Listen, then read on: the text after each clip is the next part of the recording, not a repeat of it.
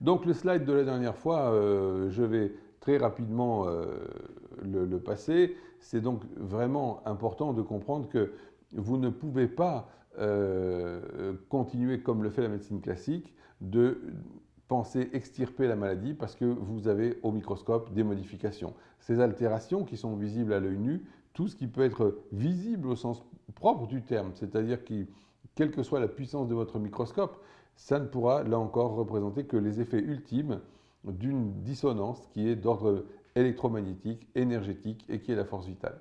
Et ça, c'est notre gros problème dans l'homéopathie, c'est que d'une part, les quelques rares vrais homéopathes qu'on est, on n'est pas assez nombreux pour se faire entendre, et d'autre part, la grande masse de ceux qui donnent de l'homéopathie ne sont pas réellement homéopathes, au sens qu'ils ne sont pas devenus vitalistes, que pour eux, ils donnent des dynamisations, ils constatent que ça marche, mais vous voyez, si vous n'avez pas tout le raisonnement derrière, toute cette notion de miasme qui va venir contaminer la force vitale, vous n'êtes pas réellement devenu un homéopathe. Donc toute cette discussion est très difficile à suivre pour tous ceux qui n'ont pas toute la formation antérieure, toute l'année qui vient de s'écouler, sur laquelle on s'est échiné à vous faire comprendre tous les principes de base. Donc l'erreur fatale, c'est encore de voir la maladie comme quelque chose de choses qu'il faut extirper de l'organisme, la fameuse materia peccans.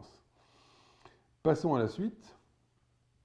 Maintenant, Hahnemann est encore plus, je dirais, direct. Il parle carrément de l'origine dynamique des maladies. Telle une infection, il perturbe la force vitale dont les fonctions distinctives dominent tout l'organisme vivant, la torture comme un esprit mauvais et la pousse à susciter certains troubles et désordres dans le cours habituel de ses fonctions.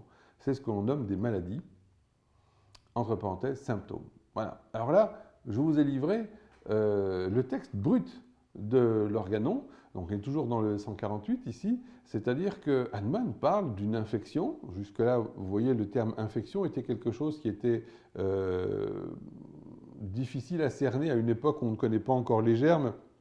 On distingue infection, contagion, les médecins sont toujours très très forts pour faire des tas de catégories, sous-catégories, etc. Mais il commence à comprendre que la maladie, c'est de toute façon quelque chose d'infectieux, c'est quelque chose qui vient se fixer sur la force vitale, et cet agent hostile vient se fixer sur la force vitale et la torture comme un esprit mauvais. Je vous conseille de comparer ma traduction avec celle de Schmitt, et vous voyez qu'on parle dans Schmitt de puissance négative, puissance positive du médicament. Il faut rester proche du texte. Hahnemann a bien mis Böse Geist, ça veut dire vraiment esprit mauvais. Alors on va voir un petit peu qu'est-ce qu'il veut signifier par ça.